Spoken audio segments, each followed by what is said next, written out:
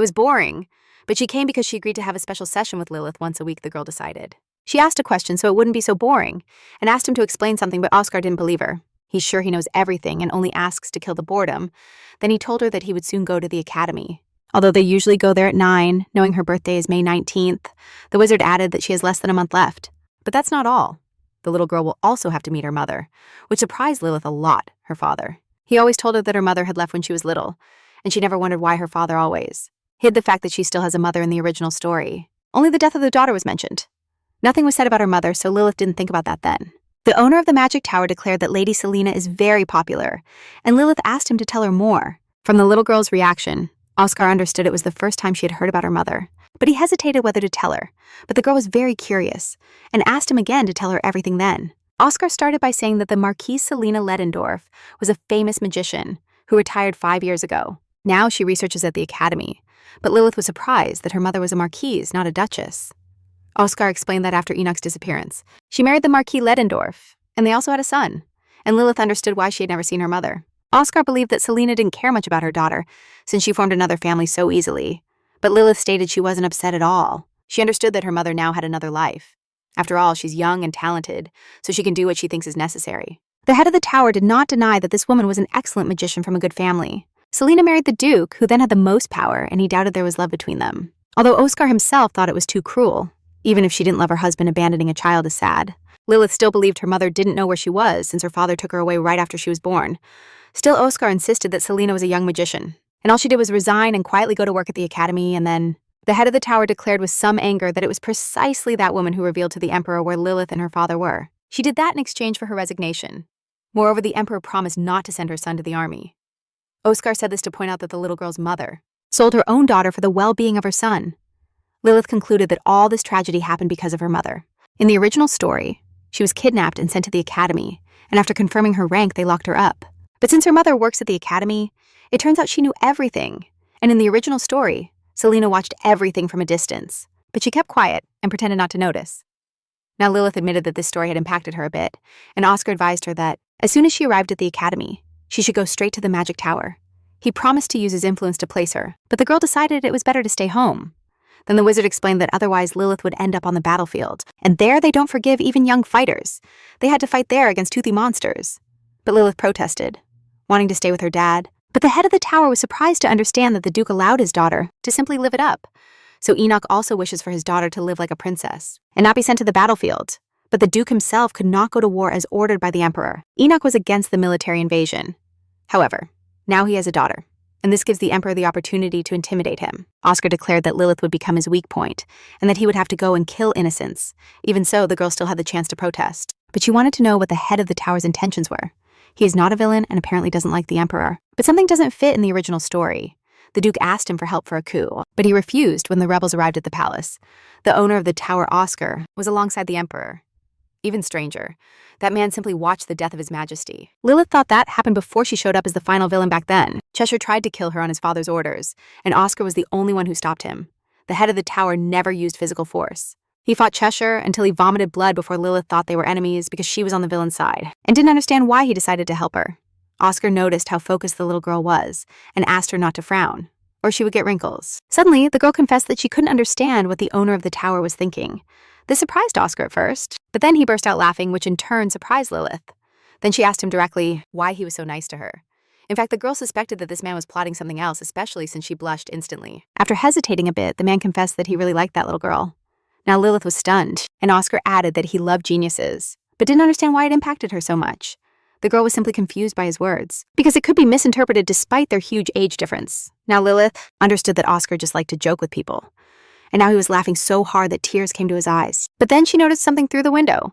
The girl also paid attention to the street and saw some boys fighting. Leo threw Cheshire to the ground and started hitting him with his little fists, and fury was visible on his face, realizing things were going south. Lilith ran off at full speed, while Oscar stayed behind thinking about the girl's words. About the age difference to him, it was nonsense. He watched as she quickly headed to break up the fight between the guys. Even though he understood she was mature for her age and was just playing her part perfectly, Lilith was already reaching the fighting boys. And from a distance, she started yelling at them to stop. But Leo seemed not to hear her and kept pressing Cheshire.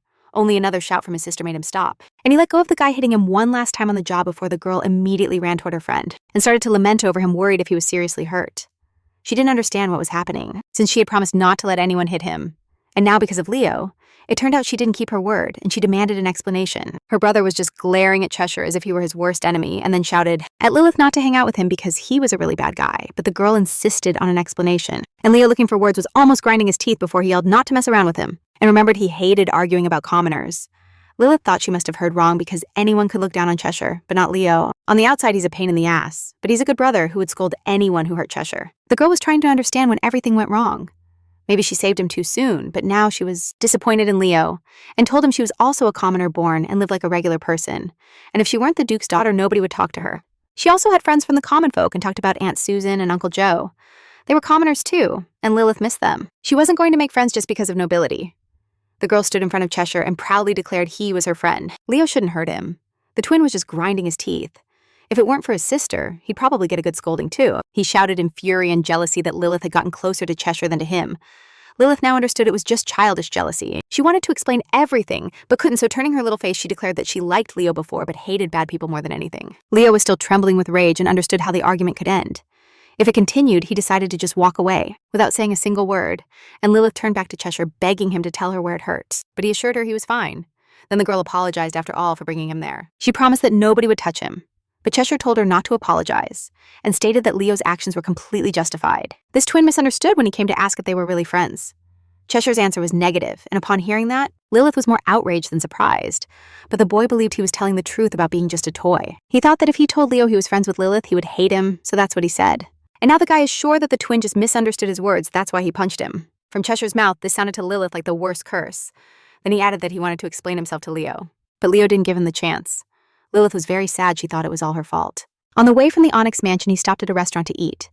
There, Cheshire promised the Duke he would take care of his daughter. He promised to feed her and put her to bed, but Enoch didn't understand what that meant. And then Lilith declared to her father that if she couldn't be friends with that guy, she would use him as a toy, but it was just a joke to distract Cheshire from his burden. And now she realized her mistake, trying to fix the situation the guy asked her, for permission to say in the future that they were friends. For a moment, Lilith thought about it, and he blushed a little for daring to propose such a thing. But this only made the little girl happy, and with a sweet smile, she asked her friend to promise to do it. Cheshire, still a bit embarrassed, just nodded affirmatively. After a while, Lilith approached Leo's room, and she heard him explaining why he had had a fight with Cheshire. The girl didn't wait and entered the room, where she saw her little brother and Aunt Ordia. The aunt realized that the little girl and her brother needed to talk and decided to leave them alone. Lilith started explaining that she knew why Leo hit his friend because he called him his toy. With a sour face, Leo confirmed it. Recap manhwa. No one can just go around calling someone a toy like that, and there the girl clarified that Cheshire meant he was the toy, not the other way around. Then she admitted that she had called him a toy and that it was just a joke. But apparently she shouldn't have joked like that. She also explained Cheshire's fear that Leo would hate him if he said he and Lilith were friends. And it made sense, because until recently the twin looked at him weird, but Leo suddenly denied it all, right after he admitted that he felt jealous of his sister, because she was closer to that guy than to him, but he also understood that he liked him since he had brought him home. And Leo feared that Lilith loved Cheshire more than him. The girl wouldn't even think such a thing. She believed Leo didn't want Cheshire because he wasn't noble. Approaching her little brother in bed, the little girl explained that that guy was her friend. But with Leo, they were family. However, the twin kept turning his face away angrily. He didn't even want to look at his sister. And she confessed that she always just had dad, and before she envied the kids with siblings. But then a cool brother showed up, who also loved spiders, and launching herself to hug Leo, Lilith declared that now she is very happy because she can play with two brothers. Leo is part of her family, and even if she had 100 friends, he would always be more important. This made the twin happy. He stopped being angry instantly and suggested going to play and eat together. Even so, he was curious to know who was better for Lilith, him or Cheshire, and she assured him that he was the best. The girl was happy that this ridiculous situation was cleared up and hugged her little brother tightly again. The next day, Leo invited Cheshire to his house, and he sat on the throne like an emperor. Even his posture showed greatness. But at the same time, he apologized to the boy for hitting him and explained that he had misunderstood. He also declared that it wasn't Lilith who forced him, but that he himself believed he shouldn't have gotten angry, but Cheshire saw no problem. After all, he himself said something silly. Then Leo suggested getting to the point. He wanted to know if Cheshire would forgive him for his behavior yesterday. The black-haired boy assured him he wasn't offended, and Leo's face lit up with a smile. Teo, who was lying on the bed, explained that his brother talks weird but is actually a good guy. He then asked Cheshire to feel at home, and he understood that the second twin was sick. Leo immediately stated that if Cheshire was going to live there, he would have to get used to the situation. And then with great pride, announced that according to Lilith, he liked him more than anyone. The black-haired boy made a face as if he had just admitted his defeat. Then Leo added that Lilith loves him even more than Teo, and the second twin was stunned, but Leo kept smiling with pride. asking his brother to ask her himself if he didn't believe it to her. He is number one, and he hoped there would be no objections to that. But then Uncle asked who Lilith loved more, him or Cheshire. But Leo hadn't asked him himself. Cheshire immediately accepted to take third place, which Teo thought was a very sweet decision, but to be sure they should ask Lilith herself, who was now bored in class. Teo thought it was an excellent idea and started to get up from bed. Although his head was still spinning, as soon as he stood up, the pain grew stronger and the boy even fell to the floor. This worried his brother and his friend a lot. Leo ran to call the servants to bring medicine, and Cheshire watched Uncle's attack and realized that he was feeling very bad. In fact, the pain started to spread. Now the boy was having trouble breathing. Then he fell to the ground and started to convulse, like often happens with epileptics. He was clutching his neck harder as if trying to rip something out from inside, tearing his skin. Cheshire instantly understood that Uncle could hurt himself, so he grabbed his hands and held them down to the ground. Meanwhile, Lilith was walking with her father, and he remembered that her birthday was very soon. He wondered what she wanted as a gift. Enoch was willing to buy anything for his little girl, and the girl was left thinking. Then she remembered that what she needed probably didn't exist in this world, but then she remembered that the festival would be soon, and asked her father to go with her.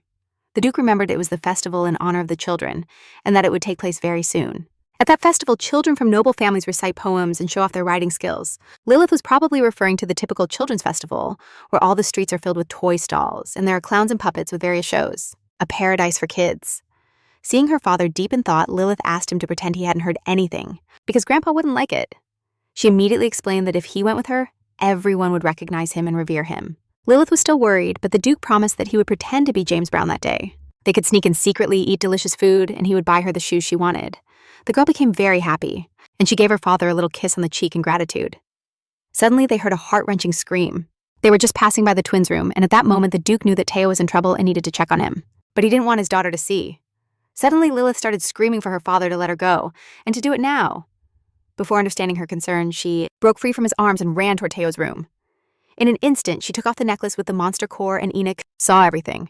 He recognized its contents by the purple color and was alarmed. It was dark magic. He didn't understand how Lilith had it, but he couldn't ask. She was already running into the room, and the servants were lamenting over the boy trying to comfort him. But nothing was working. The boy screamed as if he was being stabbed with a red-hot knife, convulsing nonstop. His mother could barely hold back her tears, begging him to hang on, that it would be over soon. At that moment, Lilith rushed into the room, followed by the Duke, perplexed and shaken by the seriousness of the situation. The young girl knew she had to hurry before it was too late. Everyone looked at her, begging her not to get too close to the boy. But she ignored everyone and, slipping between the people, ran toward her brother. He was still screaming. Gripping his sister tightly with his hands, his fingers squeezed hard. It hurt Lilith a little, but she endured and prayed for her little brother to hold on, trusting they would make it. After a few moments, Teo's scream began to fade and his body relaxed. The boy's face no longer twisted in a horrible grimace of pain. It was returning to normal, and then he saw his sister nearby holding his hand and was surprised. Not understanding why she was there, the maids couldn't believe what they were seeing, that the boy was much better. Teo simply sat up on the bed, and immediately his mother ran to him with tears of joy in her eyes. But Leo was a bit surprised. He felt curious about why his brother's attack had ended so suddenly. Teo didn't know, and his mom didn't want to know. For her, the main thing was that her son was okay. Meanwhile, Lilith, she was sitting to the side and felt like something was off. While hugging her brother, she put on a necklace. But everyone was celebrating, and no one noticed the decoration. Nor did it seem to matter to them why the convulsions had stopped. Not even her own mother noticed that something had changed in her son. Then the Duke approached Teo and asked about his condition. He was also worried about the boy, and was really happy to hear that he was okay, and that nothing hurt him afterwards. Enoch turned to his sister, asking when the attack had started, and she confessed that it had been 10 minutes ago. The Duke found it very strange. Normally, the boy suffered an attack for 3 to 4 hours. Lilith decided to dispel her father's doubt, and turning to her little brother, she declared that his attack had ended because she prayed. Teo also believed it and tried to give her back the stone, but the girl squeezed it in her brother's hand. She confessed that she had been very scared for him. But the important thing is that now he is fine, and Enoch noticed the necklace and asked where she had gotten it. Then Lilith confessed that Teo had bought it for her. The mother's voice made the boy shiver, and Lilith remembered that the object was very expensive, and immediately explained to her aunt that she wanted that shiny thing a lot and asked her not to scold Teo. Ordia promised not to scold. Her son and the Duke suggested calling a priest to examine the little one. He suspected that his attack ended quickly thanks to that necklace, and clarified that it wasn't an accessory, but concentrated magic. The priest then explained that the clash of forces was alleviated by the high level of magical power in the body, and then the Duchess understood that if Teo carried that object with him, he wouldn't have attacks again. The clash of energies is based on the balance between divine and magical strength, and one of the parties often has an advantage. The magical energy from the monster's heart raises the level of magical power, and the clash stops. The grandfather was worried if such a remedy would help, since the boy had been suffering for years, and the priest confirmed it. However, no one knew that the demonic energy could affect him that way. The balance of power will return until there is a permanent cure. Better take that necklace. The priests have been worried about this chronic illness for a while, and now they see an opportunity to overcome it. Remembering that the Duke called it the priest asked how he knew about that healing method. Enoch didn't want to involve his daughter in this, and explained that it was just a coincidence. He clarified that Lilith wore the necklace as a toy, and when she went with him to see Teo, he improved. Then the priest decided it was God's will, and that he had heard the young girl's prayers, while Enoch looked at his daughter, as if he had a serious conversation pending with her. Shortly after, Cherish decided to go see how Teo was doing. She was intrigued by that strange illness. She wasn't part of the family and doubted they would tell her anything, so she lowered her hand without calling back. She didn't understand. Why was her normal kid worried about such problems after just a few steps? The door opened, and Lilith and Leo called him over, and his mother was with them. Leo understood that Cheshire was coming to see Teo, and the girl instantly explained that her little brother was resting, and Lady Ordia was drawn to the boy with black hair. Realizing that the Duke had brought him home, the Duchess learned from Leo that Cheshire helped Uncle until the servants arrived, and expressed her immense gratitude. They noticed bruises on his face that still hadn't completely disappeared and worried, but the boy assured her that everything was fine. Then the Duchess ordered the servants to help this boy and to do everything possible for his wounds to heal quickly. But Cheshire himself thought that everyone in this mansion was a bit strange. Lilith remembered that they had applesauce for dessert today and invited her aunt to join. Ordia couldn't refuse this cute girl, and she also declared that Cheshire and his father would come. Suddenly, Leo shouted, as if he had been burned because Lilith hadn't said his name, and she calmed him down, telling him that he was also invited. Seeing those adorable kids, Ordia suggested setting the table outside. The weather is perfect. Lilith loved the idea. It had been so long since she ate outdoors at that moment. The girl noticed Cheshire's slightly confused look, but immediately burst into laughter. Realizing it would be his first time, Cheshire still didn't understand why the little girl was so happy and worried his hand trembled. Then Lilith took his hand and guided him to show him where they would enjoy dessert. 4 days later, festive atmosphere reigned in the Duke's mansion. Lilith was happy because they found the cure for Teo's illness that tormented him. Now Uncle Anthracite, who searched for the medicine abroad, could finally return to the capital. The little girl understood that it was all thanks to her, and even felt a bit of pride while she and her brother frolicked in the soft green grass. He remembered that his birthday was coming soon, and asked what to gift him. But for Lilith, the best gift was that her brother was feeling better. At that moment, Leo was watching them. It felt a little strange to see these two spending so much time together. Suddenly, he became curious about where Cheshire had gone, and immediately answered as if waiting for the question. Lilith immediately noticed the boy with black hair, and jumping ran to greet him. She handed him a small canteen of water and praised him for how hard he had worked today. The Duke decided to take Cheshire under his wing so the kids could attend classes together. They only had 2 different lessons. Lilith had special classes with Oscar, and Cheshire was learning to wield the sword with his father. If he started training now, he could become a swordmaster 2 years earlier, which delighted Lilith. The girl asked Cheshire to come a little closer. Reminding him that they had something planned today, the boy awkwardly suggested she go with the man. Even though he promised to accompany her, Leo suddenly got furious, because they were whispering things he wasn't told. Cheshire's words gnawed at him. Lilith urged her brother to ignore it, but he insisted, though he couldn't get an answer out of him. What tension. After a while, the little girl and Cheshire left with their father, who took the form of James Brown. What a surprise. The boy remained restless for a while. Although the Duke assured him there would only be fun today, he could trust it. They arrived at the fair, where the joyful bustle of people could be heard from afar. The excitement was palpable. Cheshire was seeing something like this for the first time, and began to observe everything attentively. His eyes sparkled, and Lilith understood from his gaze that he loved it, and felt happy for him in silence. What a sweet moment. In the original story, the Duke came here only with Cheshire, a touching episode that Lilith would never forget. There wasn't a warm relationship between Enoch and that boy because after the death of his daughter, he became terribly cold, really. The Duke cared about Cheshire and clumsily tried to be a father to someone who never knew paternal love. And now Lilith was very happy that they could all come together to the festival. She immediately thanked her father for the opportunity to have fun, then turned to Cheshire, hoping he was comfortable too, and he just nodded. Suddenly, Lilith noticed a man with black hair and red eyes approaching. A little further back, he was accompanied by several soldiers, but the girl recognized him as Uncle Action. This man approached the Duke, who was in the form of James, and asked what he was doing there. He was also that captain who had gone to town to deliver a message from the Emperor. Enoch addressed him, but a soldier immediately corrected him, reminding him that he was in front of an important person. Lilith decided to intervene to ease the tension a bit, and greeted the captain with a sweet little girl voice. The man just glanced at her, remembering how conceited she had been last time, but then he asked his soldier to calm down, explaining that Mr. Brown was his friend. He was curious about why he was so carefree around here, as if he wanted to further ruin his reputation. Enoch was interested in what Action was doing there, and he explained that he was conducting an investigation. Recently, reports of missing children had increased, commoners, so the captain came to take a personal look. Lilith thought there was nothing more useless than crime reports among common folk. Commoners' territory exists in complete anarchy, and they only investigate when nobles are involved, and a noble using his power to investigate something in this rotten world is simply a miracle.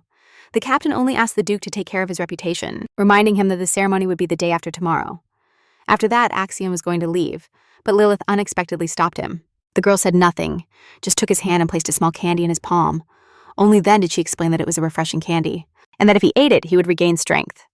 The man thanked her, and as he left, reflected on such a simple yet kind act from the girl.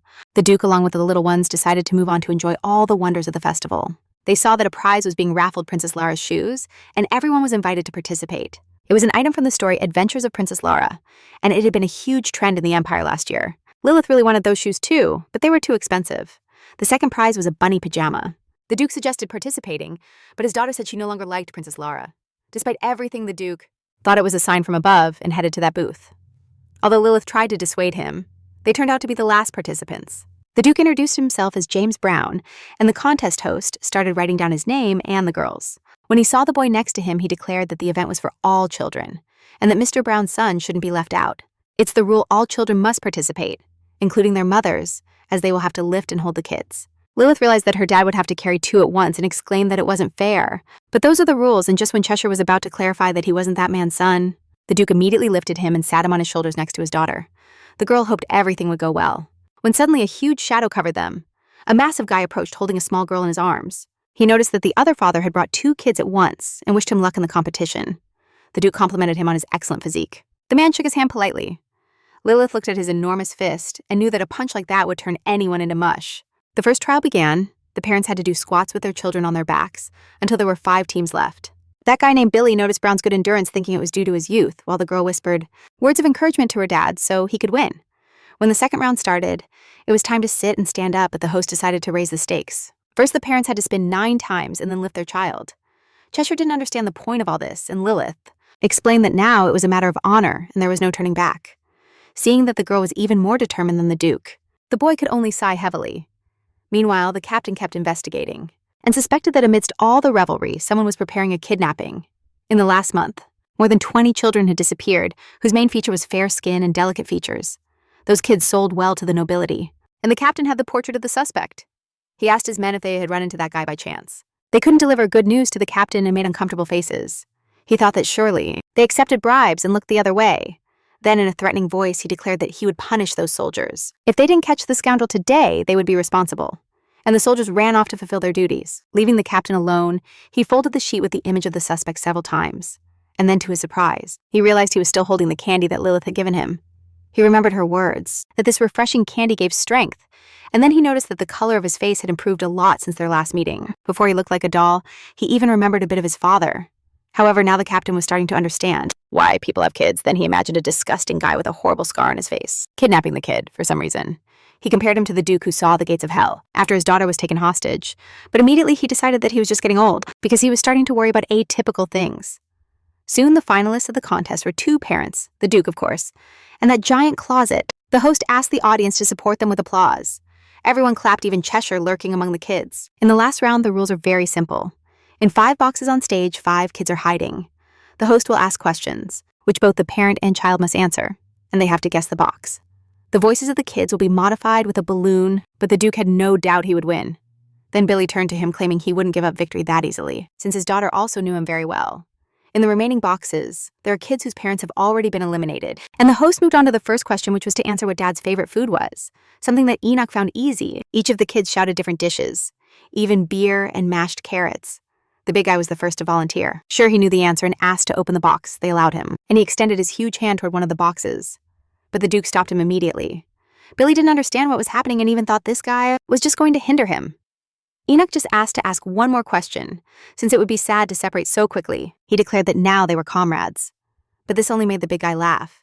However, he agreed to continue. And raising his hand, he asked the host to ask another question. Meanwhile, the Duke took the opportunity and approached the box. He apologized to the princess. He just didn't understand the answer. The next question was how big Dad's foot was. Enoch understood this would be a bit more difficult, but he trusted that his girl would manage. 2 answered that they didn't know. One said size 14 and the other 2 size 4. It's very likely that size 14 belongs to Billy and was said by his daughter. And at 04, the one who's already disqualified, Enoch realized that his daughter didn't even know her shoe size. And they had visited so many stores together, Billy just laughed and asked to open the box again and quickly headed toward them. He opened the lid and out came his daughter super happy, celebrating that they had won. and the Duke was still standing by, recap manhwa, and saw how these two were rejoicing with each other, believing that the victory was theirs. Now it was his turn to open the box. But he had to choose one of the two, and couldn't make a mistake for that. Rubinstein planned to use a bit of his power, and even began to concentrate, mana in his fist. And as he started to open the box, he decided that everything had to be fair after all. When he removed the lid, he saw inside a small boy looking at him with terrified eyes. Meanwhile, the host congratulated Billy and his daughter with admiration, the brand new winners. Then Billy shook hands with his rival, inviting him to a nearby pub and promising him a beer. The Duke promised he would definitely go by sometime. And with that, they said their goodbyes, leaving one box closed and unopened. Enoch asked if his daughter was very disappointed, and then he opened that box as well. But to his surprise, there was another child inside. The girl sitting there immediately jumped up and ran to her mother, who had come to pick her up. Then the Duke began to open the next box, thinking his daughter would be there. But another surprise awaited him, a strange boy. Enoch didn't understand what the hell went wrong. There was one last box. Lilith had to be there. The Duke reached out his hands toward it. But before opening it, Cheshire ran and uncovered it himself. It was another boy. Lilith was not there. She was never there. Where had she gone? Enoch caught up to him and grabbed him by the arm, demanding to know where his daughter was. The other said he didn't know anything. But the Duke was boiling with rage. They had tricked him. The guy broke free with an unfriendly face and walked away. What a nerve. But he didn't get far. The Duke grabbed him again. He wasn't playing around. He wanted his daughter. The man shouted that the participant lost her during the contest and called for help from the guards. Two burly men approached, ready to arrest the aggressor. Things were getting ugly. Enoch remembered the talk with the captain about kidnappings. Something people report daily. Kids disappear without the guards noticing, even though they haven't done anything for a long time. The Duke has been absent for 7 years. And the captain told him that the place has become corrupted. Horribly, but just because they are helpless commoners doesn't mean they have to endure. Far from it, the Duke saw that nothing had changed and decided to take care of those guards immediately. And while they lay on the ground complaining about the hits, Enoch, with an unfriendly face, went toward the ringleader in the blink. Of an eye, he grabbed him by the neck as if he were a rag doll and lifted him off the ground. His voice became so furious that the poor man felt his blood run cold as the Duke asked him about his daughter. The leader swore he knew nothing. So Enoch had only one option. Just one, using a magic trick. He returned to his true form, and the man saw Rubinstein in person and felt his insides tremble with fear and rise up to his throat and promised to tell everything indeed as suspected. The daughter of the powerful Duke was kidnapped and caged like a hamster, and during the abduction they put her in a sack. But what worried him the most was whether Cheshire was okay. A strange man approached and with a rough voice asked him why he hadn't even cried. It was that guy with an ugly scar on his face named Jarek, the same one whose sketch the captain had. He pulled out a dagger and lightly ran his tongue along the blade. Hoping to instill even more terror in the girl, Lilith decided to play along and declared that she was very scared and begged him to let her go. But the kidnapper refused and even threatened that she would never return home. She would have to live somewhere else and must not resist. The man was sure that one day she would thank him. He would hand her over to a big house where they promised to feed her well and love her, and Lilith realized he was a human trafficker. So this guy is deeply involved in the case. The captain is investigating if Lilith were truly a girl of humble origin. She would have never escaped from here. Now all that was left was to wait for Dad to arrive at that moment. Another bald and fat guy entered and started to hurry Greg, because the captain of the Knights was near, and the atmosphere heated up. On top of that, the Duke got involved. But the bald guy didn't understand why someone like that would care about the commoners. Greg suggested leaving the girl Falcon of Blyman. They would get 10 million for her. But the bald guy thinks it's better not to draw attention. He asked his partner to go to the port. There a ship awaits. Lilith understood that they were going to send her abroad and, seized by panic, shouted for them to wait. The fat guy looked at her, and upon examining her better realized she was very pretty. Then he told Greg they shouldn't kill her, so she would go with him and they would sell her abroad. Understanding she needed to buy time until Dad arrived, Lilith begged them to just let her go, assuring them it would be better for themselves because her dad would arrive soon. But then she thought, what would happen if she confessed she was the Duke's daughter? Rubinstein doubted they would believe her, and if they did, it wouldn't change anything. They had already shown themselves. So she had almost no chance of surviving because if they let her go, they would condemn themselves to a certain death. And no villain wants that for himself. So to stay alive, these scoundrels would have to kill the girl without hesitation. Noticing that the little one had gone silent, Greg demanded to know who her father was. He was curious himself. And then she declared that he was someone very terrifying, and that when he appeared, the bandits would have a really hard time. First they looked at each other, and then burst into laughter. But Lilith found no humor in it. Deep down, she feared her dad might arrive late. But then they started to prepare to take her with them. The girl didn't know what to do and was very scared. After all, she's just a little girl. The Greek grabbed the cage while his buddy signaled him to exit through the back door. Lilith pleaded again for them to stop, but no one had the slightest intention of listening to her, and the bald guy, hearing noise behind the door, went to open it, thinking it was another one of his pals. But there stood Duke Rubinstein, and the thug, startled by the surprise. He asked what he needed, but Enoch immediately noticed another scoundrel behind him, holding a cage with his daughter inside. Lilith also saw her dad and started calling for him, hoping he would free her immediately, and at the same time she broke into tears. They were tears of joy and pain. She was scared but happy to be saved. And the Greek just laughed, because the little girl said her dad could scare anyone. The bald guy recognized the Duke and mocked him, saying he wouldn't take the girl, that they wouldn't just hand her over and behind his back. He was already preparing the dagger, asking why her father hadn't defended her before Lilith noticed the gleam of the blade, and immediately warned her dad to be careful. But Enoch was also quite experienced in this, and instantly intercepted the thug's hand with the dagger. The fat guy didn't expect that reaction, and froze for a moment, stunned while the Duke twisted his arm behind his back, almost breaking it. But the thug felt horrible pain. Then Enoch tossed him aside like a sack, and prepared to enter that dim place. Lilith just watched her father's movements. She was amazed by his speed. She even stopped crying. The ruffian prepared to fight against the intruder and threw the cage to the ground, shaking Lilith's body. Then the thug started growling at the Duke, assuring him that he wouldn't be able to take him down, and he also pulled out a dagger, boasting that even after all this commotion, he would continue living in luxury. But the next instant, Enoch appeared before him like lightning and snatched the weapon. Moreover, he struck the wretch's wrist with such force that the bones shattered instantly with his hands dangling like puppets. The thug fell to the ground and started screaming in pain. He couldn't comprehend how it was possible to break both arms in one blow, and the Duke wasted no time grabbing the scoundrel by the neck and began to strangle him without letting him make a sound. His next move was to throw the bastard onto his back and start crushing him against the ground. Lilith, meanwhile, watched her father's actions with a bit of admiration, though his strength also scared her. It gave her a little fear to see how he pressed the thug's throat against the ground as if trying to crush it. Enoch wanted to give him a good punch to the jaw, but didn't have time for games, so he used mana, concentrated it in his hands, and placing his palm on the wretch's forehead, he knocked him unconscious. Now all that was left was to free his beloved daughter, and he headed to the cage. The cage was locked, and it took effort to open it. Meanwhile, the Duke began to apologize to his daughter for allowing this to happen. And to free her quickly, Enoch used magic again, and the lock opened instantly in his hands. Opening the door, he prepared his arms to hug the little girl who had scared him so much. The girl ran to him and cried again, but now out of happiness because Dad had rescued her. She begged him not to apologize. But the Duke couldn't. He felt guilty. Lilith herself began to apologize, thinking she shouldn't have asked to go see that festival. But Enoch believed that the fault was his, and all the adults for not giving the kids a better life. And he felt so sad that they lived in such a horrible world with the child in his arms and taking on the form of James Brown again. The Duke went to Captain Cheshire, who had stayed in action all this time, and Lilith was glad her friend was okay. But Enoch was a little surprised to see him there since the boy had run off during the fight with the leader. It turns out that upon learning the location, he went straight to see the captain. The Duke admitted he was worried about the boy, since he had to stay alone, and he apologized, but Cheshire was the one who apologized, feeling guilty for not being able to help free Lilith. Enoch even felt a bit puzzled. For some reason, everyone felt guilty now. Then he asked about the gang to action, and he confirmed that they had already been caught and there was nothing to worry about.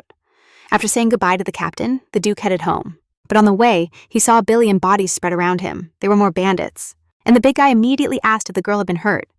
He was disgusted by those scoundrels. He wanted to beat them up nonstop, and Enoch thanked him, praising his magnificent muscles again. About the sleeping girl, he explained that she was just tired after everything that had happened. Billy was glad she was okay. But it saddened him that his children still couldn't walk peacefully on the streets. This same problem worried the Duke. But at that moment, he didn't know how to solve it. Suddenly, the big guy remembered something and pulled out of his huge pocket a pair of little shoes like those that were the prize from the contest. He didn't know if they would fit well. He bought them with the money he had earned. The Duke even laughed, glad that his daughter received such a gift. And Billy reminded him that he should stop by the bar. Enoch promised he would definitely visit to have a beer. The news of the Duke's daughter's kidnapping reached the Emperor, who instantly erupted in fury. It's Enoch Rubinstein's daughter, his treasure, in whom they have invested 7 years.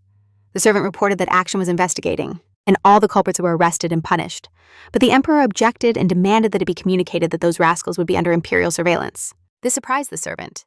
His Majesty declared that scoundrels needed to be taught a lesson before dying. Moreover, Action won't be able to lay a finger on them if they're of noble birth. He ordered the servant to find all the nobles involved and punish them. But he noticed that he was surprised again and explained that the Honorable Mr. Rubinstein would appreciate that and was probably furious about what was happening. The Emperor declared he should follow him and show sincerity. In the Duke's mansion, Lilith woke up when the sun was already high and brightly lit the room, screaming in fright. The girl jumped on the bed.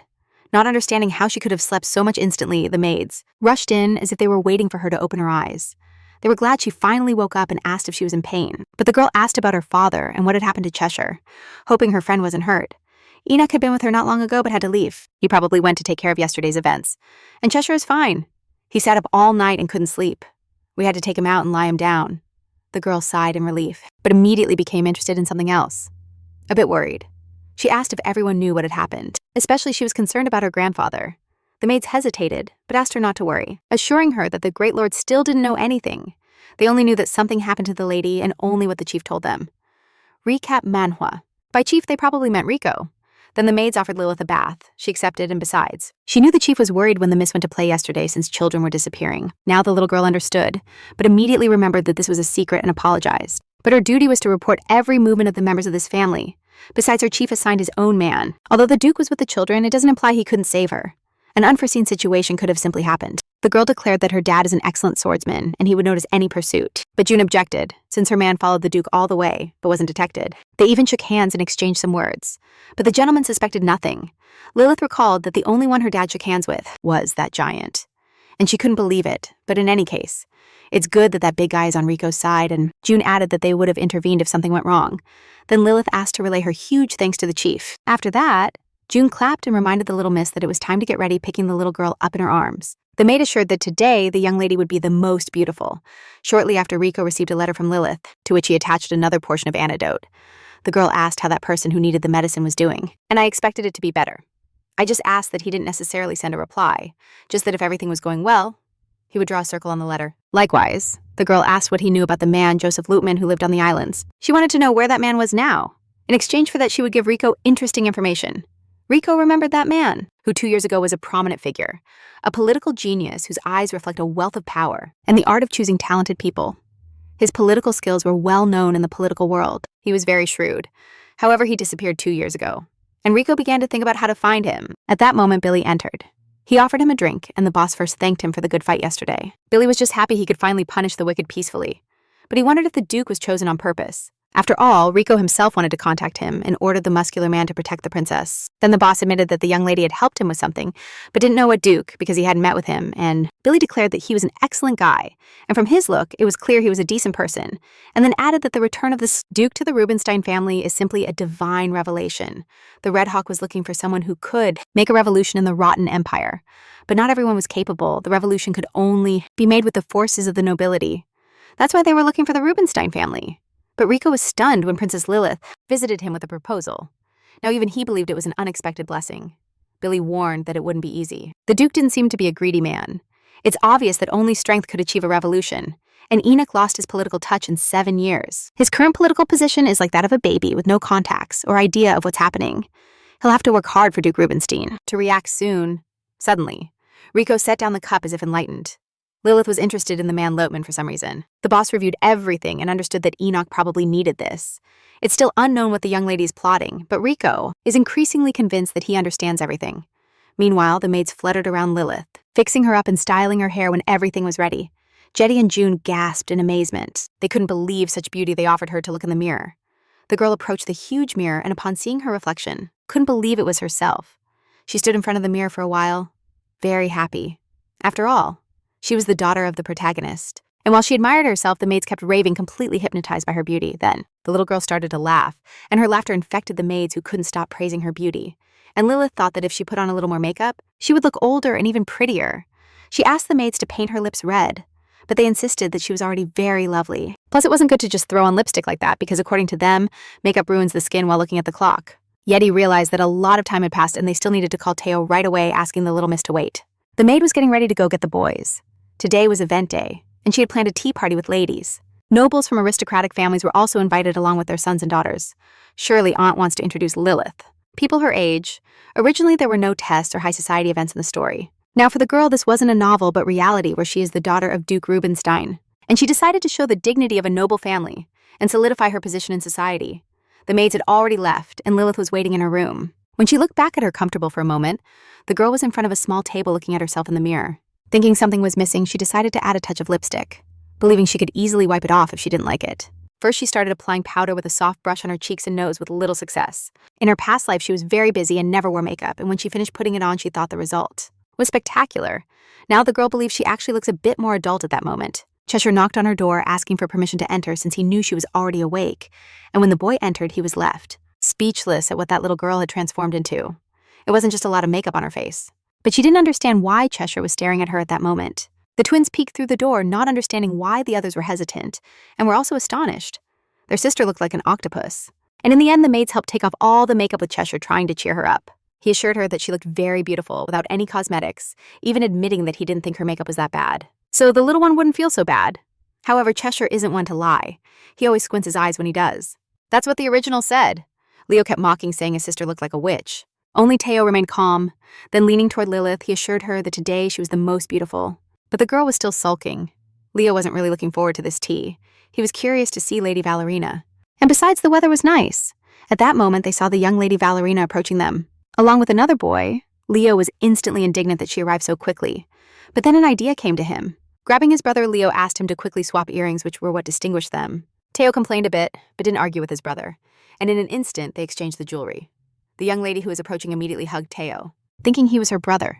And Lilith understood why Leo needed to do this, because now it's hard to tell who's who. The one and only Erica Ballerina was very beautiful.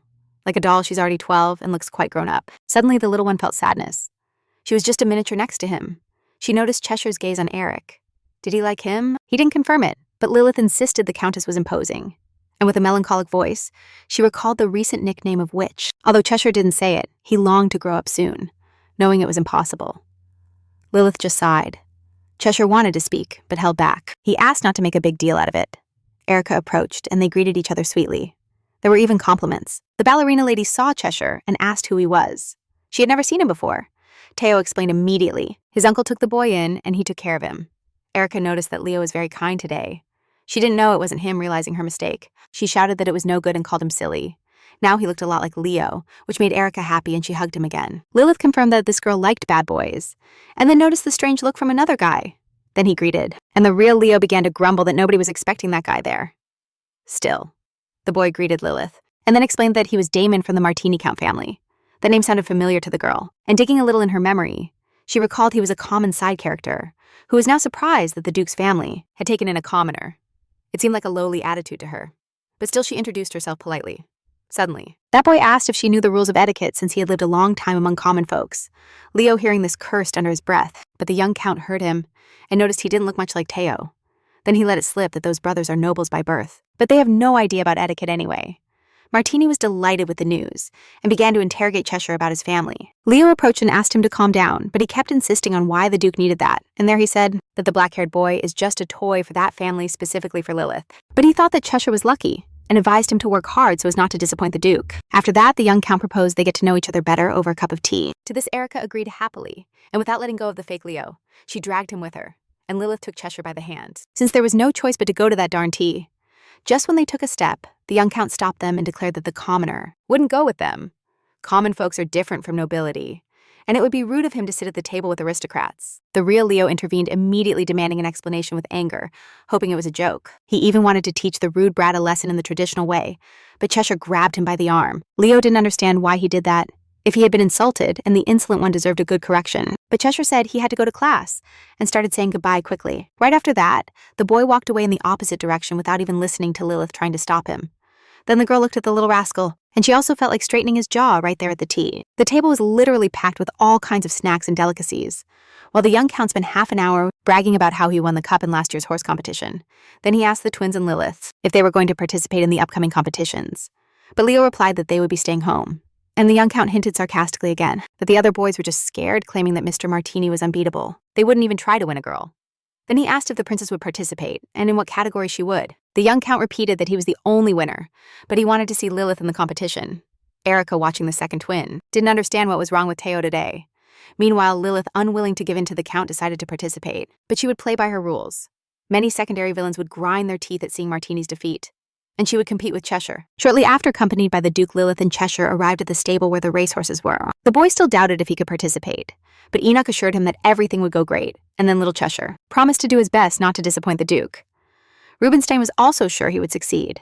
And then they continued on their way, but Lilith remembered the rule of the manga. The protagonist never comes in second. That's why she believed that, even though Cheshire had never ridden before, victory would be his. This trial would put that cocky guy in his place and spread her friend's talent. The Duke offered his daughter to choose a horse, and she thought of a normal one so that Cheshire could win.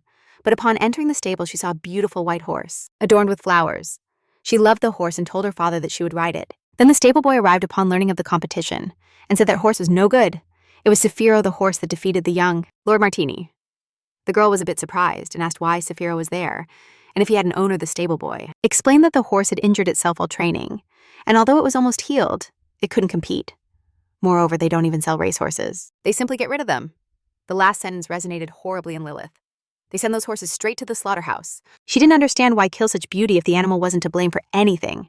Her father explained that they had no other option, because that horse only generated losses. The girl felt very sorry for Saphiro and wanted to take him away. Besides, she didn't aspire to victory. Seeing the pleading eyes of his daughter, the Duke couldn't resist and ended up agreeing. He told the stable boy they were taking it, that mare, so that her little one could learn to ride. Then the stable boy warned that the mare was still very attached to her old owner, and she wouldn't obey. They tried to take her away, but she wouldn't let anyone get close, and that was too dangerous for a young lady. But Lilith kept insisting, remembering that in competitions, magic helped the kids not to fall off, and in general, the little girl loved that pony. It saddened her that it would die if they didn't take it away her father's heart. He couldn't resist his beloved daughter's pleas, and agreed to take that beast after that. The Duke decided to explain a bit of the rules to Cheshire, stating that posture is the most important thing when riding. The head and back must be kept straight. But without tensing up too much, and while Enoch was telling the boy the subtleties, Lilith was worried. Although she trusted that her friend would succeed, then the Duke asked her to wait a bit in the place because he needed to hold Cheshire while riding. The girl felt, and then looked towards the fence where they had brought Saphir. That horse was still cautious, and it was very difficult to bring him here. Lilith told the horse not to worry because she wasn't going to ride, and she didn't care about the competitions. The girl didn't know if the horse understood her, as he just turned his head to the side. But she hoped so. She also understood that Marshmallow missed his old owner. That's why he wouldn't let anyone get close. The horse snorted in annoyance at this, as if he understood what they were talking about, and then Lily decided that she would earn Marshmallow's trust in the 2 weeks left until the competition. The next day, the girl started bringing him carrots, hoping that bribery would help. However, the next day, Marshmallow still refused to eat anything. He just turned his head in discontent. Even on the 11th day, everything remained the same. The horse stubbornly refused to let people get close, and that same day Lilith, who always arrived at the same time, was a little late. She immediately started apologizing to the horse, explaining that she had been held back in class. Then she shared that at 7 years old, they forced her to study linear functions, which was quite early for that age. Time passed, and the day of the competition approached. Cheshire was already riding quite well and was holding firm in the saddle. As if he had an innate talent. In another training session, he noticed that Lilith was watching. She looked very sad, but still she cheered on her friend, telling him he was doing great. Suddenly, the girl heard her father's voice, asking her why she was sitting there doing nothing. Her father had a knighthood ceremony today, but first came to see his little girl. The girl explained that she was watching how Cheshire was progressing, and that she was very happy for him. She just lamented that Saphiro still hadn't approached him. Apparently, he needs more time to heal his wounds. The Duke told his daughter not to worry, assuring her that the horse would understand soon. She just had to wait. After this, Lilith wanted to know if her father was going to see the Emperor. After all, today is the ceremony. She also wanted to confirm that her father did not obey. When the Emperor sent him to war, the owner of the tower told him then the Duke. He explained that if the monsters attacked, he would have to fight. But the girl wasn't talking about that war. She was referring to the one that involves invading other territories, and where they steal and kill defenseless children. Lilith hopes that Dad will firmly refuse something like that, which left him perplexed. He didn't expect such a question from such a little girl, and she started begging him to promise that he would reject the Emperor's request. To participate in that war was terrible for her. Her little face reflected so much sadness and pain that the Duke's heart ached. Lilith didn't understand why Dad wasn't responding. Then he reacted and told her not to worry about that. Upon hearing this, the girl ran to hug him, shedding tears of joy that Dad wouldn't disappoint her, and assured her that everything was fine now. But the Duke didn't understand what she meant. Then she explained that she didn't want Dad to go to war for her, which sounded even stranger to the Duke. But he just hugged his daughter tighter and promised again not to go to war or obey the Emperor. The next morning, Lilith went to see Saphiro at dawn, because during the day she couldn't, since her dad wouldn't be home. The Duke left for the Imperial Palace and would stay there until late at night. He also brought a good medicine for the horse, like the one Rico sent, and mixed it with warm water, soaking a cloth in it. Lilith wanted to wrap the horse's leg, so she hoped he was still sleeping, and carefully approaching Saphiro, the girl asked him not to move. Assuring him it wouldn't hurt, she made the bandage. The family doctor said it was very good medicine, but warned that it wouldn't work on animals. The girl didn't know if this would help now, but she decided to try it. Cursing that damn Damon Martini, she still hoped Saphiro would get better, and explained again that she wasn't doing this for the competitions. Recap manhwa. And if the horse doesn't want to run, it's not mandatory. Anyway, the victory should be obtained by Cheshire. While the girl spoke, Saphiro stared at her, and her gaze noticeably darkened. The mayor remembered how the young count yelled at her to run faster. She had to win. He even told her that she was only worth something in competitions, so she was forced to win. And now Lilith was telling her that being born only for riding wasn't right. It wasn't fair. But Martini's words, saying that he had found another mare because Saphiro was no longer useful, hurt her. Lilith assured her that it wasn't necessary to run. To be a truly beloved and valued animal, the girl only wished for the mare to feel better, to heal her wound in her leg and in her heart. Her words became slower, and she didn't realize she had fallen asleep resting on the mare's soft belly. After a while, Lilith woke up to the voice of her grandfather asking what she was doing there, her eyes still sleepy. She understood that she had fallen asleep, but it surprised her a lot to see the old Duke there. Nordic was looking at her with a very serious face. The little girl feared he was going to scold her. He shouldn't see her there, so she explained that she only came to feed the little horse. Seeing the white beast, Duke Rubinstein was a bit surprised that they brought it to the competition, since he had heard rumors that Saphiro didn't even let anyone ride him, let alone race. The grandfather suggested choosing another horse, but she refused, explaining that Saphiro had a wounded heart, and if she abandoned him here, he would completely shut himself off from people. And she didn't plan to look for another horse. Then she apologized, admitting she couldn't participate or bring prizes to the family. The grandfather was surprised, as she never asked to bring prizes, and even less so since she had never ridden. Seeing that his granddaughter only became sadder, he crouched down beside her and touched her little shoe with his hand. This puzzled her a bit, and Nordic then approached the fence and entered with one of the horses. It was a rather calm chestnut horse's steed that the old man brought out. He then sat the little girl on it and mounted as well to guide the horse, and Lilith began to suspect. They rode for a while across the meadow. Nordic decided to show his granddaughter the sensations of riding. The little girl couldn't imagine it would be so great. Then they reached a hill from where the entire province could be seen. But then she remembered that her grandfather had to return with Dad by the next day, and he explained that the banquet for the nobility was yesterday, and the ceremony was today, so it didn't make sense to stay there. She would have to spend half a day just watching her son, whom she already trusts. That's why she returned. At that moment, Nordic noticed that his granddaughter was smiling, and she was just happy that her grandfather looked happy. Lilith believed he was happy because of Dad's return. But the grandfather confessed that without Enoch, he lived much more peacefully. Suddenly, Lilith became sad again, understanding that they hadn't seen each other because of her, and while they lived in Xenon, Dad often felt lonely. Her grandfather didn't understand her words. Since Enoch himself messed things up, he left precisely because of him, and the girl became worried again. About Dad having to go back to war now, even though he doesn't want to kill innocent people. Immediately, Lilith assured her grandfather that she was fine, and she just wanted him to convince her son not to go to war. Still, life doesn't always go as one wants, and when a person gains something, they also lose something. Lilith's father never wanted to give up. In his youth, he wanted to eradicate the class system, and Nordic had to stop him. Enoch had to learn to live, suppressing his true self, because he was forced to obey his parents. Now it will be the same. Lilith's father is always forced to give up his own convictions. He endured all this for his father, and now he endures it for his daughter. But for Lilith, he will make the most correct decision. He deeply regrets that the little one has to face this, and it pains him not to be able to help. The old man couldn't bear that his granddaughter was in danger, and he is sure that her father feels it even more intensely. All that's left is to wait for the world to change one day. Meanwhile, Duke Enoch Rubinstein was in the imperial palace, preparing for the ceremony. Walking down the hallway, he ran into a young blonde woman he knew very well. Shortly before the day of the ceremony, Enoch headed to the throne room where the emperor was. His walk was calm, but many thoughts were racing through his head as he approached his majesty. The duke greeted him with all honors. Nicolas Pompavillon also greeted the great swordsman and his loyal vassal. The emperor was glad to see him after so long, ready to devote himself to the empire. Enoch immediately apologized for the worry he had caused, but Nicolas saw no reason to dwell on past mistakes. But he hopes that the duke will raise the sword for him one day, as befits a true knight. Rubinstein couldn't refute, and declared that everything would be as ordered. His great first after this, they went to the emperor's office, who asked why Enoch didn't bring his daughter. His majesty wanted to see the little one, but the duke remained silent about that, and Nicolas asserted that he had no doubt about Lilith's abilities, for her blood was Rubinstein, and he was incredibly happy that the empire had a new talent, willing to give his life. This started to exasperate Enoch, but he held back, and the emperor asked him to approach the great drapery. When he fulfilled the request, his majesty pulled away the piece of silky fabric that hung. Enoch was very impressed by what was hidden behind the fabric. On the wall hung portraits and paintings, and all the faces were familiar to the duke. There were he and the captain, and moments where they appeared over covered bodies. Further down there were portraits of more people, but their faces were unfamiliar to Rubinstein. These people sacrificed themselves for the empire, and the emperor couldn't give them the recognition they deserved. Nicolas assured that he also suffered because he sent troops to a certain death for the good of the empire. War is simply cruel and on the battlefield. No one can guarantee the lives of the warriors. Then His Majesty approached the map on the wall and declared that for the lands and the people they could not delay. Finally, Enoch decided to express his idea to the emperor, and he did not oppose listening to him. The duke simply understood what His Majesty was referring to, and for that, he already had a prepared response. Nicholas was probably going to ask to send Lilith, but she's very fragile. She even seems easy to hurt.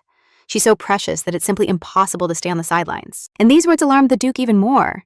Right after that, the emperor declared that such a small girl cannot be sent to the battlefield. He wished for Lilith to have a peaceful childhood, and deep down he even wanted to help her.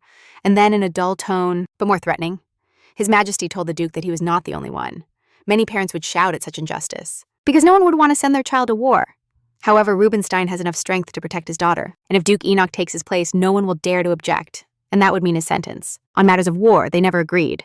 But wars are and will be, and the Duke always said it made no sense to govern a state. However, Nicholas does it for the people he wants to make the empire stronger, so that no one dares to touch them. It seems that he is preparing for an invasion, and His Majesty expected the right decision from Enoch. Nicholas declared that in recent years, The empire had changed a lot, but so had the Duke. Now he is not just a vassal of the empire. He is a father raising a little daughter. He believed that the best time to start was in winter when life quiets down, and the smell of blood would be buried under the snow. Without saying anything, Enoch passed by the emperor and headed for the exit. This did not stop him, but he knew the Duke well, and only shouted after him that he would prepare everything shortly after Rubinstein met with the captain, who was waiting for news about how the meeting with the emperor went. From the Duke's brief response, he understood everything, and then reported that someone wanted to meet with him, but Enoch didn't want to see anyone at that moment. And then the captain confessed it was Lady Selena. Everything inside him trembled immediately. Although he tried to stay calm and asked what she wanted, the captain didn't know, but she probably wanted to talk about her daughter, especially because she has the right to see her. Enoch found it a bit strange, since he had also heard that Selena had another family still. If she wants to see Lilith, he shouldn't stop her. And there she was in front of him. While the captain quietly said goodbye to Rubinstein and left, Selena spoke first, remembering that it had been a long time since they last saw each other, and was curious to know how Enoch was doing now. By her question and response, the girl understood that he was still as direct as he was many years ago. Then she apologized and confessed that it was she who informed the emperor about him. This meant nothing to the Duke. Even without her involvement, Nicholas would have found him if necessary, and Selena also confessed that from the report. She had received something in return. They allowed her to resign and freed her son from the army. Rubinstein also knew this. But the lady didn't want to end the conversation so soon, and asked him why he had returned since he could have found a way to escape again. Then he felt curious about how he raised his daughter, and he declared that her name was Lilith, a good and sweet girl. She's just shorter than the other kids, but she will grow up very soon, probably because she's picky with food right now. Selena understood that her ex-husband had really changed. She didn't believe it before. Enoch wanted to separate from her as soon as possible and promised to arrange a meeting with their daughter if she wanted to see her. He just hadn't told his daughter about her mother. But then Selena stated that she didn't want to see her. Actually, the lady came to ask the Duke to continue not telling Lilith anything about her very soon. The little girl will enter the educational center where Selena works, and they will surely run into each other there. Enoch still couldn't understand his ex-wife's decision not to see their daughter. It's because he already has a new family and a child, so Selena can't be the mother of the little girl. His son is already 5 years old. And now he also studies at that educational center. Therefore, if Lilith sees her and starts saying something strange, it could affect her son's emotional state. Selena apologized again. It's just that when children appear, a person's heart really changes. Enoch should understand it better than anyone. But for their daughter, the lady is capable of anything. So she apologized once more. She turned around and left the way she came. For the Duke, this day was exhausting, especially the talk with his ex, and he was grateful it was over. When he got home, he went straight to see his little girl who was still awake and waiting for her daddy, then lay down next to her. While she was looking at pictures in a book, he decided to tell her something. He didn't know where to start, and the girl asked him not to beat around the bush and just spill it. So he asked her if Lilith wanted to see her mother, something that took her completely by surprise, actually. She realized that her father had seen her mother but asked why it was so sudden. It was just that they were in the capital, and it would be normal for the daughter to be interested in her, but the little girl wasn't asking. The girl assumed her mother wanted to see her, but the little girl wasn't too thrilled about the idea. They arrived in the capital, and she knew her mother was around, but she didn't want to see her. It would be awkward. Now the father was worried. Before, the girl would ask about her mother because she knew she had 2 parents. Until now, she only had dad, and it would seem strange that suddenly mom appeared. That's why the girl thinks she doesn't have to see her, nor does she really feel like it. Enoch didn't insist. Lilith has the right not to see her mother, and even not to know who she is. They decided to end the conversation. The girl fell asleep, and the Duke watched her for a little longer. A whirlwind of ideas returned to his mind, recalling the conversation with his ex-wife. But the girl's wish was more important, and he thought that maybe this was better. It turns out that Lilith wasn't asleep yet. She was tormented by the doubt that their meeting would be horrible because of her. She turned suddenly and hugged him so abruptly that the Duke became a little uneasy, but she only declared that she loved Dad more than anyone in the world, to which Nock responded similarly. Moreover, the girl confessed that she only needed him, that she just wanted them to live happily together. Later, Lilith received a message from Rico, who was telling her that the person who needed the antidote was now better. Of course, the girl was worried about her little sister, but she didn't think he would actually respond. Rich also indicated that the guy is at Duke Baltric's castle. Now he's out of money and has a broken arm, but he can be found at the gaming house near the castle, and Rich also gave the little girl a small tip. If she was going to give this information to her father, it's best to head to Yeti. In the end, he wished her luck in the kidnapping competitions, and congratulated her father in advance. Lilith immediately handed the letter to Yeti, only asking him to cut off the last sentence from there. The rest had to be burned, which the maid did immediately afterward. They prepared to write to the Duke, and Lilith was thinking about how to start off the greeting in the best way. It sounded quite insolent and arrogant, as if it had been written by some punk. Yeti doubted if it was the right way to write it, but Lilith assured him it was perfect. When the letter was finished, the little girl loved it, especially because the maid knew how to write with different letters. Lilith started to put the sheet in an envelope, and Yeti asked for permission to ask her something. She inquired who the lady really was, suspecting that she was living a second life. Bay thought the letter was more important, and terrible conjectures came to his mind, which Lilith confirmed. But she asked the maid to remember the golden rule of the Red Hawk. Number 1. She replied that for the information she had to give something equivalent. but yet he couldn't give anything. So he understood that he couldn't ask about the true essence of the young lady. Meanwhile, at the training field of the Duke Rubinstein's residence, practice continued. Enoch watched the knights train, but his daughter's words kept ringing in his head about how she only needs him and just wants to live happily by his side, just the two of them. Until now, the little girl has lived without a mother, and he thought it would be enough for him to do well. But as a father, he can't give her everything, and as she grows, he'll have to give her even more, because she's a little girl. Then his attention was caught by Cheshire, who was standing to the side with a wooden sword, looking at the ground due to his silent movement. It seemed he was chewing on something, and Enoch started to ask him if everything was okay. The boy declared he wasn't okay, and started putting his hand in his mouth, which scared the Duke a lot. He couldn't understand what Cheshire was doing, who even paled a bit, and was about to stop him. But he was already pulling his hand out, and it seemed he had taken something out of his mouth. The boy immediately threw that on the ground, and the Duke, alarmed, saw that it was just a baby tooth. But he reacted suddenly, as if he had just realized that the little one still hadn't lost all his baby teeth. Enoch thought of his daughter's first baby tooth and understood that she would soon start losing hers too, after Cheshire confessed that he always pulled out his baby teeth that way too. He wasn't scared, and the Duke congratulated him for his bravery, then asked when it had happened for the first time at 6 years old. He lost his lower incisor. Recap manhwa, and now almost all of them have fallen out except for the molars. The Duke seemed to calm down a bit, but again, realized that the first one was at 6 years old. His daughter is almost 7 now, and then he headed to the library, hoping that the books could help him. Enoch was worried that Lilith still hadn't lost her baby teeth. By that time, some had just come out. Her physical development was slow for some reason, and the Duke started to think about the possible cause he hadn't fed her breast milk, nor introduced solid foods until after 5 months. The cause could also be poor nutrition while they lived in the village. This troubled the poor father so much that, not knowing what to do, he started banging his head against the table. He leaned more towards the idea that the porridge was too watery. At that moment, the butler entered and was surprised to find his lord in that state. The Duke jumped because Rem entered very quietly and suggested he make some sign, but he insisted that he had been calling a lot, that he almost broke the door, and understood that his lord was lost in thought. At the same time, he understood the Duke's concern and asked him to leave that to the specially trained maids. It was better for the young lord to fulfill his duties, and Rem placed a box on the table inside, were the matters that needed to be resolved today, and the butler took the books with him. Enoch rummaged through the box, but still shocked, didn't know where to start. He barely has time for the kid, and doesn't understand why he's doing this. His gaze wandered a bit to the ceiling, then back to the box, and there he saw a letter. The envelope had the seal of the one who informed of Cheshire's whereabouts, and was recent. It said that the Duke's resignation from his convictions is not the only way to protect himself. The author of the letter didn't understand why Enoch kept giving in to the cunning of the red serpent. That is not the future Rubinstein desired he needs to grow. Oh yes, since he was a child he dreamed of another world. So this country must change, and it will. He kept saying that only Enoch can achieve it. And for that he needs to find Joseph Lutman.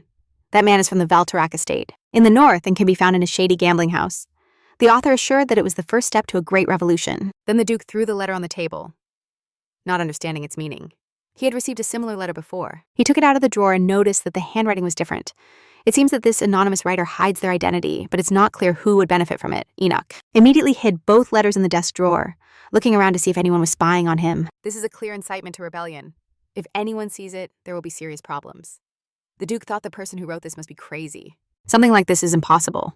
The imperial court was the symbol of omnipotent power, a power granted by the supreme deity. From generation to generation, this power was only allowed to the imperial family, and naturally the empire proclaimed divine rule. The emperor himself claimed that his absolute power was a gift from the gods, and opposing him was no easy task. Because his powers are almost divine. I don't know what crazy person dared to incite rebellion. Someone spy on the Duke. He doesn't understand why they're writing these things about him. As a kid, he dreamed of decapitating the emperor, but those were just childish fantasies. The reason for that desire was that Enoch was aware of his own power. The emperor could brainwash people with powers whenever he wanted. He is the only one with exceptional level abilities that cannot be controlled. When Enoch fantasized about that as a child, the truth is, he didn't understand anything. A revolution isn't made just with force. You need a reason that convinces people. The Duke didn't have that reason. And besides, a revolution needs the support of the elite. But most nobles benefit from this class society and are happy with the emperor. Enoch was just turning it over and over again. He was a bundle of nerves, almost pulling his hair out. Someone said they didn't understand anything, and on top of that incited the revolution. In a fit of nerves, the Duke crumpled the letter. He wished that guy would stop hiding and tell him to his face. Meanwhile, Lilith was wandering around, thinking that her father must have already read the letter she chatted with Cheshire. But it seemed to her that he wasn't paying attention and only cared about the horse. The boy assured her he had heard everything. He even repeated that he had talked about her mother, and that he was worried that her father was always alone. The girl was surprised because Cheshire had hardly looked at her, but it was true that he had heard everything. She became curious about whether Lilith was okay without her mother, because if so, there was nothing to worry about. Uncle Enoch would decide for himself. He could meet someone, fall in love, and get married. In fact, Lilith became worried just after the topic of her mother came up. That would mean it's the protagonist's love in a reality where they continue living after the end. But in the original work, there's no romance. Not even a hint. It's a bloody revolutionary novel. The author in creating Enoch and Cheshire didn't add a pinch of love, only a lot of revenge and justice and rebellions. Inevitably, the idea arose that in that case, and even repeated that she had talked about her mother and was worried that her father was always alone. The girl was surprised because Cheshire had barely looked at her, but it was true that he had heard everything. She became curious to know if Lilith was doing fine without her mother, because if so, there was nothing to worry about. Uncle Enoch would decide for himself. He could meet someone, fall in love, and get married. Actually, Lilith had a concern right after the topic of her mother came up. That would mean it's the protagonist's love, in a reality where they continue living after the end. But in the original work, there's no romance, not even a hint. It's a bloody revolutionary novel. The author in creating Enoch and Cheshire didn't add a pinch of love, just a lot of revenge and justice and rebellions. The idea that in that case, Cheshire wouldn't need to get married at all struck the girl as strange, and she asked her friend if he needed a family. He thought she was trying to start a conversation so he could become the Duke's son, and asked her not to start. But Lilith wasn't referring to that, but to the family he would create of his own will, his own family. She asked him to imagine that he met someone, fell in love, and then got married. After that, they would live for a while and then have kids. But Cheshire still didn't understand her reasoning. The girl just asked him to close his eyes and imagine how all this could happen. He must imagine waking up in the morning with the aroma of delicious food flooding their home, and his beautiful wife calling him from the kitchen, asking him to change their adorable child's diaper. Then Cheshire enters the baby's room, and there his precious son smiles at him, looking so much like him and his wife. He changes the diaper, and then gives the baby the bottle, and the baby looks at him and smiles. The baby is so adorable that you just want to hug him and sing to him. And then his wife approaches him. His wife tenderly hugs him and tells him how much she loves him while he holds their child in his arms. After his wife invites him to go on a picnic, because the weather that day is simply wonderful. They arrive at a clearing where the sun shines and the birds sing, with a stream murmuring nearby, and their son sitting in Cheshire's arms occasionally calling him Dad. His wife sighs happily at the scent of the flowers growing in the clearing and then turns to him. Once again, she tells him how much she loves him and how happy she is with him, and that she wishes to live like this forever as a family. Cheshire opened his eyes at that moment, and noticed that Lilith also seemed to be imagining all of that, then explained what kind of family she meant and that she was interested, wanting to know his opinion on the matter. For a few seconds, the boy thought about it. This development of events seemed quite good to him, yet he found it a bit unsettling to think about it even if it were to happen. It should be nice. And Lilith at that moment hoped the author would see how without sparing tears or effort, love was instilled in the protagonist. The girl took her friend by the hands, and as if praying, asked him to love in this world. Cheshire didn't know what to say at that moment, but in Lilith's gaze, he saw that she sincerely wished for that. Then leaving him a moment to reflect, the girl went to the basket of carrots and continued saying that riding, studying, and fencing are also very important, but she believes that love is vital, and those who ignore its beauty are unfortunate, which is why she insists that her friend love, because this brings happiness and pleasure. Seeing that the young girl didn't give in, Cheshire accepted. Besides, he also saw something good. Lilith was so happy that she didn't notice that Safer started eating a carrot from his hand, but then he understood, and he wasn't the only one surprised. Cheshire couldn't believe it either, and the little animal was there, with a satisfied face devouring the vegetable. Lilith immediately exclaimed, "Did you see that, friend?" She herself couldn't believe it, but it was real, and then Cheshire approached the horse and opened the small door. Lilith didn't understand why he did that, and he asked her to try to pet the horse. Everything trembled inside the girl. It was a very exciting moment. She couldn't decide, but then she extended her hand and touched the nose of Saphir, who remained very calm. Meanwhile, Cheshire put the saddle on her, offering his friend to try riding. Remembering her short stature, the girl understood that she couldn't, and then the boy offered her his knee. Lilith still hesitated. The mare could throw her off, although there was hope and Cheshire urged her on. Then she began to climb onto his knee, grabbing onto his shoulder and trying to reach the saddle. With great difficulty, she placed her small body in the saddle. Saphirka remained very calm. The girl couldn't believe this miracle. Finally, this animal trusted her and approached. Cheshire started giving her tips on how to hold on tight and not hunch over, and he himself took the reins. The mare took a few steps, and Lilith, filled with joy, hugged her around the neck. This also made Cheshire happy, and he congratulated his friend for getting Saphirka to trust her. The girl was so happy at that moment that even the most delicious dessert hadn't made her this happy. The next day, the horseback riding competition was going to start, and it would be held on Sarth Hill. A lot of people had already gathered, and the participants were ready. When Lilith appeared with Saphirka, there were only 7 participants. But they say that when the winner is obvious, almost no one signs up. Lilith didn't understand what was so special about that Damon Martini, because a huge crowd had come. When the Duke approached, his daughter asked him not to worry that she wouldn't fall off the saddle, because she had a sticking spell. Everything happening here would be in the newspapers, and the girl was worried about her father looking like a fool. Still, she rode Sefirka and trained for 5 hours. But that didn't calm the Duke, and he couldn't help but worry. Then the daughter reminded him that she didn't think she would win, especially since she hadn't trained on the obstacle course. She just wanted to take a nice ride on Sefirka, because she adored that mare. Enoch understood his daughter's admiration. He also hadn't seen a horse as beautiful as Saphir. Then Lilith noticed Cheshire, who was ready for the competition on his black steed. The girl also liked how her friend had dressed up. Now he looked like a real gentleman. The guy was worried if Lilith would make it, but she assured him everything would go as planned. Plus, she promised Saphir that she wouldn't participate, and if there was an obstacle, they would just avoid it with a wink. Lilith declared that she was leaving the victory to Cheshire, and that she was only there to have some fun at that moment. Everyone turned to look in the same direction, because the main contender for victory appeared Lilith and Cheshire. They also turned their heads that way, and several insults passed through the girl's mind. Damon Martini was walking proudly, smiling at all the spectators as if he were infusing them with his victory beforehand. But then his gaze landed on Lilith, who was next to the white beauty, and his expression changed instantly. On top of that, the guy was getting furious, not understanding why she was participating right alongside Sefirka. Then he saw another participant with the black horse, and the crowd marveled at his beauty. Damon was furious because he was supposed to be the center of attention. But it seemed today he would be in the shadows, seeing the Duke. The guy greeted him politely, then introduced himself as the son of Count Martini. Enoch wished him luck, and he was surprised that Lilith was also participating. And with a beautiful horse, the girl greeted him proudly, and with a bit of sarcasm, explained that her little horse was named Sefirka. Damon recognized his old horse, but didn't understand why the Duke's daughter had it.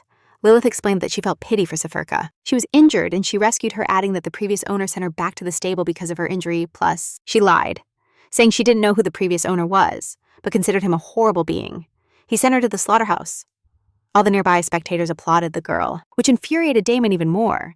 Knowing that he humiliated that scoundrel, Lilith proudly hugged the mare. It seemed that Sefirka herself understood everything she even liked, that they brought that miserable down a notch after this. Lilith glanced at the map once more and asked Sefirka to just stroll and admire the scenery, pointing to a spot along the route where the lake could be seen. There, they could stop for the mare to drink water.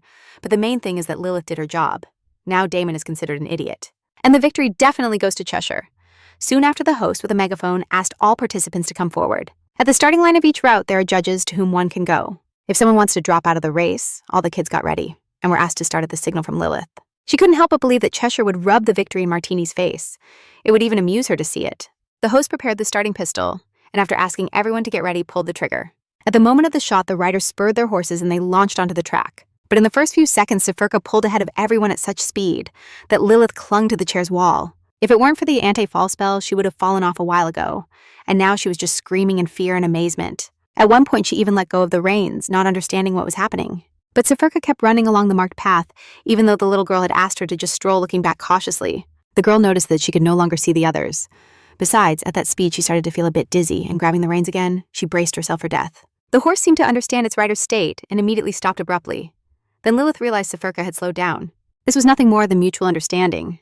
Lilith immediately apologized. She didn't know the horse liked speed, and it was she who needed to train more. The girl struggled to hold the reins and thought she didn't deserve a horse like Saphir. At that moment, a shadow passed by her side, and Lilith understood it was Cheshire's horse. Then she also saw his face turn as he looked back at her friend over his shoulder. The girl just shouted for her to keep going, assuring her that she would surely succeed. They soon reached Route B, where the obstacles were starting, and Lilith felt a little anxious. But before she could think that she needed more training, Saphir, after accelerating, jumped the barrier nimbly. It seems this horse knows all the routes by heart, and Lilith just has to keep holding the reins. At the same time, she understood that the horse had gone through terrible training to remember everything like this. For a while, they rode across the green prairie, and in the distance, Lilith saw a lake shining. But then she heard someone demanding the horse to speed up, and it was Damon Martini's voice. The guy wasn't just talking to the horse. He was mercilessly insulting it, yelling that it wasn't galloping, just playing. Damon was shouting at the steed that was dragging itself along an unobstructed stretch. And this didn't sit well with Lilith as she looked around to make sure no one was watching her. She yelled that she was far from being an aristocrat and that her mouth stank, then bombarded him with insults she remembered, from her past life, some that even Damon hadn't heard before. The girl continued, saying that she didn't have a shred of talent, and that last year she only won thanks to Saphir. Lilith advised him to forget about first place, and Damon's face twisted in fury and rage, reaching the Duke's daughter. He tried to threaten her, but she knew very well he couldn't do anything to her. He let slip that a rookie was going to pass him anyway, without knowing that was exactly what she had planned. Lilith simply silenced him again and rode faster, kicking up dust with Saphir's hooves. Now it was Damon who was insulting the girl with all kinds of slurs and spurring the horse with all his might, trying to catch up to her. He didn't just want to surpass her. Now it was a matter of principles. The boy reached out to her, trying to grab her to throw her off the saddle to the ground. He used some kind of magic, and the spell that kept her in the saddle stopped working. In that instant, Lilith felt real panic. She could end up as pulp on the track unaware of how quick-witted Saphir was, who stopped dead in her tracks. By the law of physics, the girl flew off the seat, and her whole life, even the past one, paraded before her eyes. But she felt her fall slow down, and she couldn't believe it was real. The horses kept moving forward, while Lilith landed on the road. Although it hurt a bit, she was more worried about how that could have happened, and it enraged her that Damon had broken the rules so openly. Even though she was furious, breaking the rules is grounds for disqualification, and also a ticking time bomb between families filled with rage. Lilith decided to run and tell the judges everything. Damon can start saying goodbye to victory. Just a few steps later, the girl heard the gallop of hooves, and when she turned around, she saw Saphir beside her. She was happy that the mayor had returned and suggested they go back to the judges together to complain about that idiot. Surely they would believe her because it was just the two of them on the track, and she didn't know how to undo the sticking spell. While the little one thought about this, Saphir got closer and buried her snout in her hair. The girl understood that she was suggesting to continue the race. The mare even grabbed her jacket with her teeth, but now the anti-fall spell was deactivated, and Lilith was very scared. Then she saw in Saphir's gaze a burning desire to win, and was left speechless, thinking that after the hard training and the hits, the mare wouldn't want to run again. But it seems that Saphir is determined to run. Lilith accepted, and the mare returned her to the saddle. The girl prepared to ride, further away, and see what came of it, gripping the reins tightly. Lilith promised not to let go to avoid falling. In the next instant, without any command, Saphir shot forward again. They dashed down the track, cutting through the air. Sometimes it seemed to Lilith that they were running faster than before. Now this felt like a real ride. But now the little girl was starting to like it. Besides, if she always relied on magic, she wouldn't learn anything. She quickly caught up with Damon, who was in front of an obstacle, scolding the horse that didn't want to jump. Seeing the miserable guy whipping the horse, Lilith understood that she would also go on strike with such a master. Then Saphir trotted right up to the barrier but stopped just before it. For some reason she stopped. The girl didn't understand why the mare did that, but she instantly understood. It was her chance to throw another jab at that scoundrel, and she recalled all the hurtful words. First, Lilith turned to Damon and squinted at him as if she were going to turn him into mush while smiling and claiming that he had deflated and that even cheating, he wouldn't win, not even by a long shot. Martini's face instantly turned not just red but purple with rage, and Saphir jumped the barrier and galloped ahead, hearing the cheerful praise of her rider. Even Lilith was very happy to have another wonderful friend, and also so smart. Now all that was left was to cover the last stretch, straight. And while Lilith was lost in her thoughts, she didn't realize how they reached the finish line. But what mattered most was where Cheshire had gotten to, because he had gotten ahead a while ago. Then she saw him. He was in front of the tape, just inches away, as if waiting for something. Lilith's mare kept approaching the tape, and the girl tried to understand it all. Probably, Cheshire decided to concede the first place to his companion. Lilith was convinced when Sephi broke the tape with her chest, and they announced the winner. The applause erupted for the young Rubinstein's victory, but she wasn't happy. It wasn't what she wanted. Now she was sure that Cheshire was just waiting for her to cross the finish line first at that moment. A wizard approached to remove the anti-fall spell. When he touched her, the man was puzzled to feel no magic in her. When the girl got off the horse, the presenters noticed that she was a bit hurt. They immediately bombarded the wizard with questions. Why didn't the spell work? The girl could have gotten seriously hurt. He himself had no idea why it happened, and her father, terrified, was already running towards Lilith, launching himself at the little one, asking for explanations about what was happening, but above all, if his daughter was okay. Upon understanding that she had indeed fallen, he wanted to know how it happened and why the spell was broken. Lilith didn't get to respond when Enoch and Nordic glared furiously at the wizard as if to rip his head off. Then Lilith declared that the spell was fine, but it broke during the process. The girl told everything about how they were on track along with the young Martini. And he suddenly broke the spell in his chair, that's why he fell, but he assured that it hardly hurt. Just at that moment, Damon arrived and heard his words, knowing that he was now finished. One of the judges immediately shouted that it was a violation. Recap manhwa, but someone thought the boy acted impulsively. Damon had already gotten off the horse and felt his whole body shaking from the tension. The judges and family members rushed at him, and Lilith was glad that he finally got nervous. She told her father that he still wasn't holding up well on the horse. Without magic, that's why he fell and got hurt. And his grandfather, meanwhile, was grumbling. Furious, he wasn't going to let this slide for anything in the world, understanding the old duke's intentions. The girl caught up with him and assured him that she was fine. It just hurts a little, but nothing serious. Besides, she understands how young Mr. Martini felt. Everyone was looking at him and he wanted to win. It sounded like Lilith was about to forgive him. And in fact, Lilith asked them not to punish him, saying that he didn't even realize that. He violated the rules. The people around began to shout that Rubinstein is the virtue of the aristocracy, but they doubted whether to forgive something like that. Meanwhile, Lilith thought she had already won, and now she needed to make the most of this. Not only would she get the winner's trophy, but it would also affect and improve the family's reputation, and the image of a generous and noble aristocrat would stay with her, something she hadn't even imagined. Then the girl approached Damon and extended her hand, declaring that the competition had gone well. The boy looked at that hand as if he were being asked to touch red-hot coal, and his hatred still reflected on his face. Then he shuddered as if he were about to flee, and people thought he was furious about having the trophy taken from him. Overcoming his emotions, Damon finally extended his hand in response, and Lilith asked him to compete honestly next time. In a low voice, the boy apologized when she extended her arms, clearly ready to hug him. Indeed, she hugged him, and people began to shout that an heiress like Lilith Rubinstein was a role model. In reality, Lilith hugged him to ask him in his ear if he was very upset about the loss. Soon an article appeared in the newspapers, stating that the capital now had the youngest winner of the spring tournament.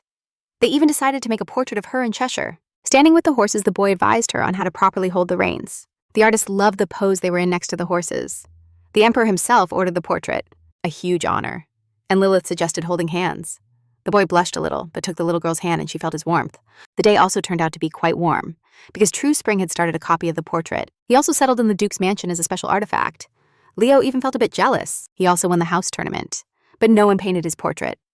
Teo just asked his brother not to compare himself to Lilith. In their hands, they carried boxes and showed them to Cheshire. The guys explained that inside was the dress with the tiara of Princess Lara, and it would be a great gift for Lilith's birthday. It's in 3 days, and Leo even made sure the dress was adorned with precious stones. The tiara was also custom made with real diamonds, because everything being sold was fake. The guys decided to keep the gifts a secret until the party and rushed to hide them, but Cheshire stayed there. Thinking about the upcoming celebration for his friend, he realized he hadn't prepared anything for her and went to see how much money he had. The boy received a silver coin for his expenses and now had 4. That should be enough for a doll. But the girl already had a ton of them. Cheshire wanted to give her something Lilith really desired, but he doubted he had enough money.